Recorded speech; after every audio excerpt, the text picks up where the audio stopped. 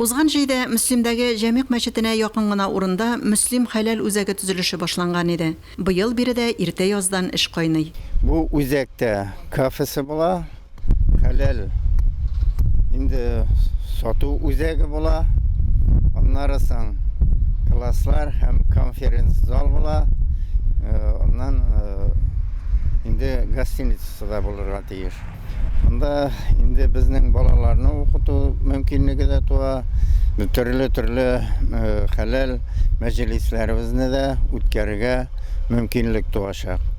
МОС җәмгыяте эшчеләре хәләл үзәк территориясын төзекләндерүгә, юллар һәм парковка ясауга тартылган. Юлчылар әлеге эшләрне 10 июньгә тәмамларга ниятли.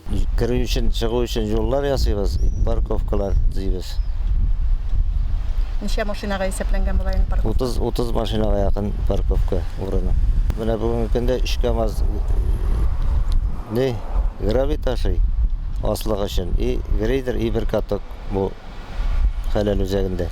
Без барганда төзүчеләр бинаның фасад өлешен эшләү белән мәшгуль иде. Тышкы өлештә 1-2 көнлек кенә эш калып килә икән. Хәләл үзәктә эшлибез инде, алай материаллар белән тотарлык юк. Әйбәт кенә эшлибез, алай мотор чыга багын, тырышабыз.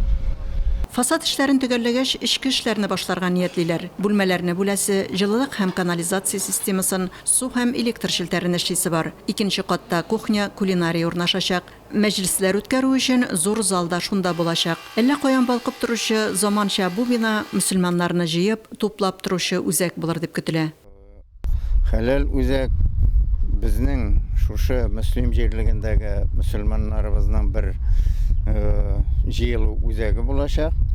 Һәм инде монда без үзебезнең киләчәктә булган эшләребезне шушы үзәк аркылы эшләрбез дип өметләнәбез.